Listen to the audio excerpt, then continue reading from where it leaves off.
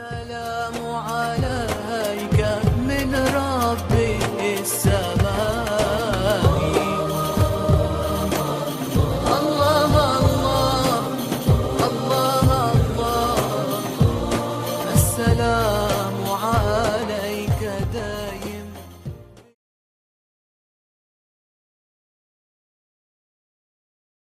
Some men to marry more than one woman to protect the modesty of the woman, not to degrade her.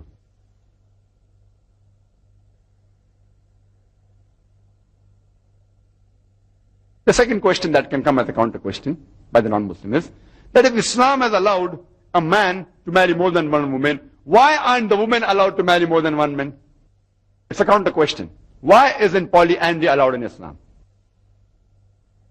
And Quran says in Surah Nisa, chapter number 4, verse number 24, that do not marry the women who are already married. That means you cannot marry a woman who's already married. That means a woman cannot have more than one husband at a time. Because if you analyze that if a man has more than one wife, and if any children are born out of this wedlock, you can easily identify who the father is and who the mother is. It's very easy. But if a woman has more than one husband, you can easily identify the mother, but you will not be able to identify the father. And if suppose the mother goes to school to admit the child, and if the teacher asks that what is the name of the father, she may have to give two names. You know what such people are called in our society. And today psychologists tell us that if a child cannot identify the parents, the mother and father, he has mental trauma during childhood. That's the reason the children of prostitutes, they have a very bad childhood, mental trauma. So Islam lays a great deal of importance on the identification of the parents.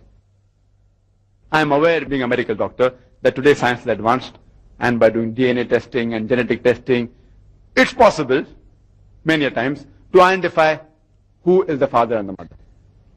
But Islam is a religion for all times. This test just came recently. This test wasn't there before. And it is expensive. It's not possible for everyone to do it. It may become cheap tomorrow. But this reason that you cannot identify the parents is at least applicable till today.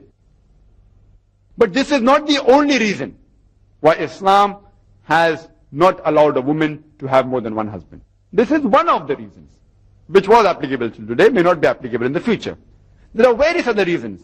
For example, by nature, man is more polygamous as compared to the woman. Third reason is that it is much more easier for a man to perform his duty biologically and physically of being the husband of multiple wives than a woman to perform her duties biologically and physically of multiple husbands. Let me explain to you that in Islam, a man and woman, they are equal. But equality does not mean identicality. They are equal, but they aren't identical. Physically, biologically, they're different. Overall, they're equal. But in certain aspects, depending upon the biological nature, depending on the physical nature, there are certain rules which are different for men, certain rules different for women, but overall they're equal. And you can refer to my cassette, Women's Rights in Islam, for more detail. Now, a woman undergoes menstrual period. There are certain hormonal changes. There are changes in a behavior, in a mental behavior. That's the reason, if you know the procedure of divorce, Islam says that during a menstrual cycle you cannot divorce, There are various reasons, etc. So before the menstrual cycle and during that, the hormonal changes, the disturbances, it's difficult for a woman, to maintain a balance. Even as being a wife of one husband, it's possible. But if she has to be a wife of multiple husbands, it will be very difficult. There are mental changes, biological changes, which is not the case in the man. Therefore, biologically and physically, it's possible for a man to be a husband of more than one wife than for a woman to be a wife of more than one husband. And there are other reasons also.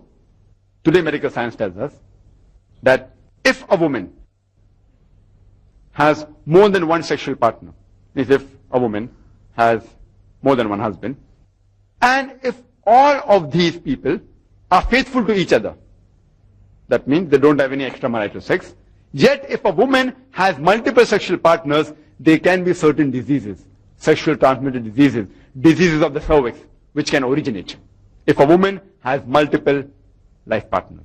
even if they're faithful to each other. This is not the case in man. And once the disease originates, it can be retransmitted to the husband. Whereas, in the case of a man, if he has multiple sexual partners, 2 or 3, and if all of them are faithful to each other, if they don't have any extramarital sex, these diseases don't originate. So these are few of the reasons which I feel that Allah subhanahu wa ta'ala in His divine wisdom has prohibited a woman to have more than one husband.